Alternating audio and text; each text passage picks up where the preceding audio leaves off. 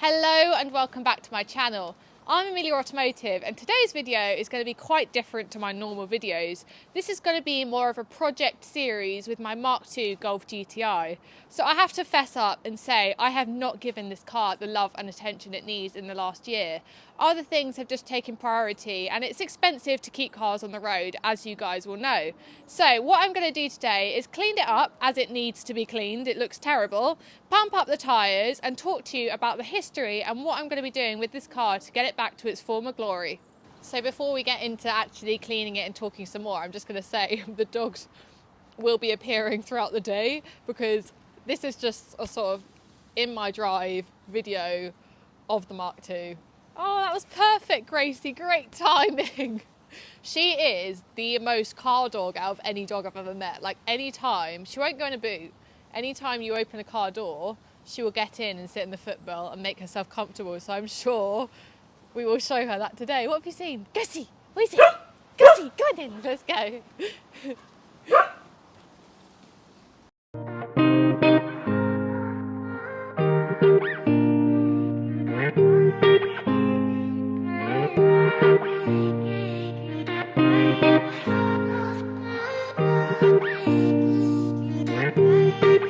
Right, so let's talk about the specifics of this car. So this is a 1989 8-valve MK2 Golf GTI, and isn't it absolutely stunning? So it's in jade green, which is a colour which I absolutely love. When you tell people it's jade green, they're like, green? Like, I don't think they can imagine it's almost sort of grey green colour. It's a really beautiful colour. It's often mistaken for calypso green, which is a lot lighter. I've now realised that there's actually two shades of jade green. So when we went to sort of repaint this bit a few years ago, we got the wrong colour, and I'll show you, it doesn't look, yeah, you can tell there's a difference in the colour. So when I come to respraying it, I need to make sure I get the right jade green because this is the one I like, and it obviously is original with the car. So this has just under 100,000 miles. It's 97,000 miles. I've tried to keep it under 100,000 miles, but now I just don't care. I want to use it. It's a keeper. I'm not going to be selling it anytime soon. It's like my dream car. So I'll put my hands up and say I am ashamed for how I've let this car get. I mean, I haven't, number one, I know there'll be questions saying, why haven't you put it in the cover? I'm not really that fussed on the paintwork at the moment because it needs a full respray. Somewhere along the line, it got into some sort of hailstorm or conker tree. It must have been parked under a conker tree, and it has, when it's clean, some really massive dents everywhere, and the paintwork's just not great. So it's original and it's great for original paintwork, but I'm not that fussed about the paintwork looking because it does need a full respray, so that's that. Let's talk about the wheels. So, funny story, my dad actually had two MK2s. So he had a Type 19 16-valve, and then he had a big bumper 8-valve, which was white. And this originally came with teardrop wheels, which I didn't like. And I know I'm saying I'm going to keep it original, but I just did not like the teardrops, and they're not that expensive to pick up. So I am going to get another set of them just because they are original, just to keep. But when he was selling the cars, his MK2s, I made sure to swap the wheels around, and this is why the tyres are deflated and in sort of terrible condition. So I am going to pump them up today, but just a disclaimer, these tyres are not going to be used because they are not fit for purpose. As you can see, there's literally things growing out of them. So in the new year, full set of new tyres with the BBSs because I love them. These are the BBS RAs, and they were original with the car at this time. It was an option. So I think I can get away with it. The only other modifications I would do with this car is put tinted windows in the back. Other than that, the wheels and the tinted windows are as far as I'm going with modifications because everything else, I'm keeping it completely standard. This is how the car currently looks. It's feeling very sorry for itself and in some dire need of some TLC.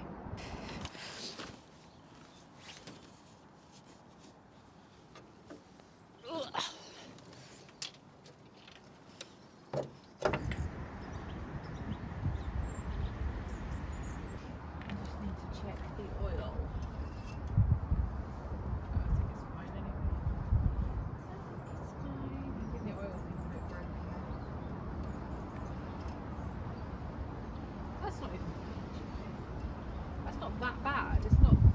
I need to connect the battery, which is simple. I'm sure it'll start. Oh, so gross in here.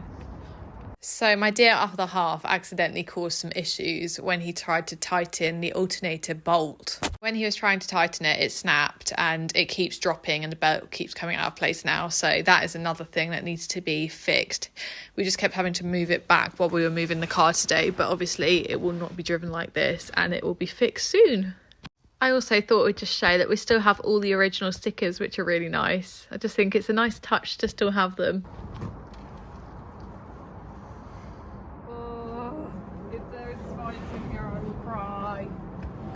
There is central locking, but it doesn't work, by the way. That's another thing that doesn't work. So let's see. Ready, steady. It's actually never not started. Obviously it's had flat batteries, but it's never not started for any other reason than a flat battery. Doesn't it sound good? Right, it's time to blow out the tyres now, and then we'll get to washing it. I hope you can hear the sound of it. Look at the microphone.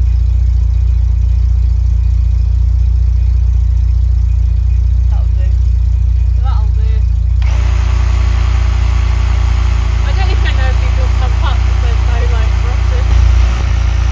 It's on like 5 psi.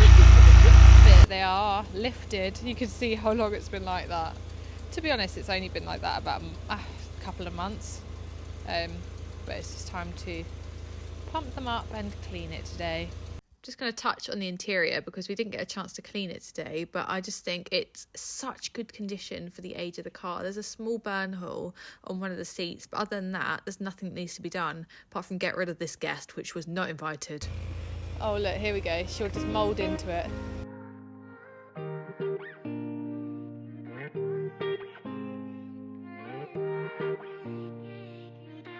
Right, I'm going to see if I can move it now.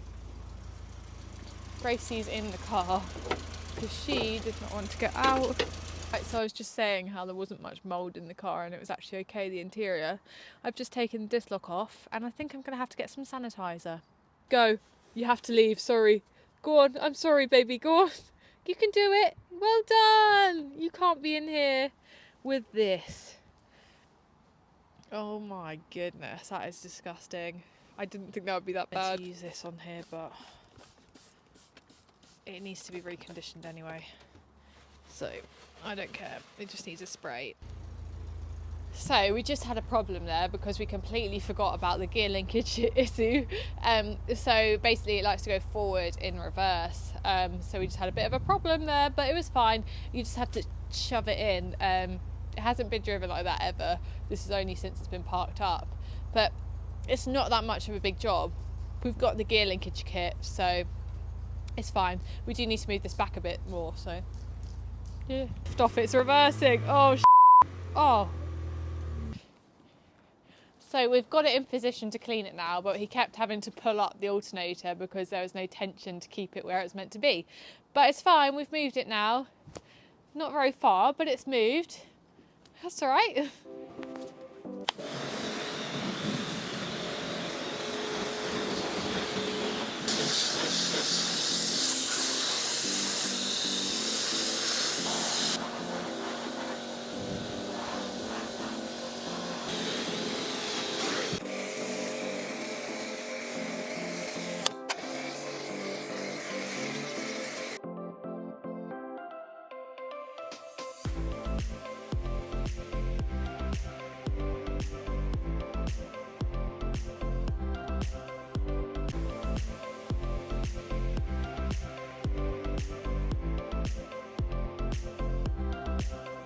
So there we have it. This is my Mark II Golf GTI, and this has basically been an introduction into the car, and in the new year we will be doing updates on it, going to shows with it, trying to get it past its MOT first, get it back on the road fit and healthy and ready for another year on the road.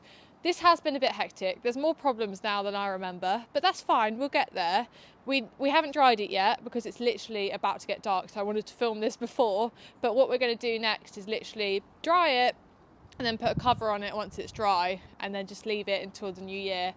and that is when we will start with some really exciting stuff with the car. So follow down below if you want to continue on the journey with me.